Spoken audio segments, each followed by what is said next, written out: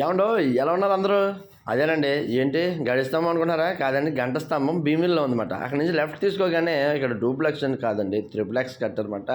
అంటే విల్లా కట్టారు.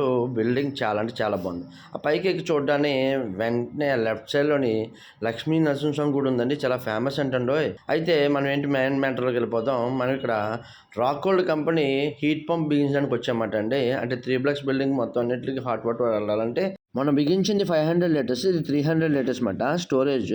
అంటే న్యాచురల్గా ఇచ్చే వాటర్ కావాలంటే కంపల్సరీ ఇది పెట్టుకోవాల్సిందే. అయితే మొత్తానికి మా సార్ చేస్తారండి, మొత్తం పైప్ లైన్ పెట్టారు. నాకు వైరింగ్ అయ్యి చెప్పారన్నమాట. అయితే నేను వైరింగ్ అయ్యి చేసే ముందు మీకు వీడియో ఎందుకు తీశానంటే, మనకి దేనికి ఏ గ్యాస్ ఉంటుంది మ్యాక్సిమమ్ ఇన్స్టాలేషన్ చేసినప్పుడు ఏం తీసుకోవాలి జాగ్రత్తలు అని చెప్పి చేశానమాట. అయితే దీనికి గ్యాస్ పైపులు అన్నమాట అవి.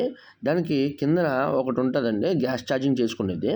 దాని నుంచే అంటే మనం గ్యాస్ లీక్ ఇంకా గ్యాస్ ఆన్ చేయకముందే వ్యాక్యూమ్ పెట్టుకోవాలి కంపల్సరీ.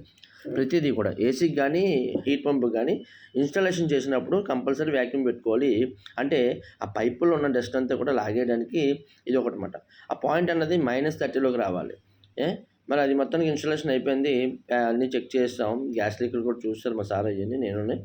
అంత బాగానే ఉంది. మరి ఈ వీడియో మీకు నచ్చినట్టయితే లైక్ కొట్టి షేర్ చేసి సబ్స్క్రైబ్ చేసుకోండి. ఈ వీడియో చూసి ఎంతో కొంత తెలుసుకుంటారని వీడియో తీసానమాట. Thanks for watching. Follow for more.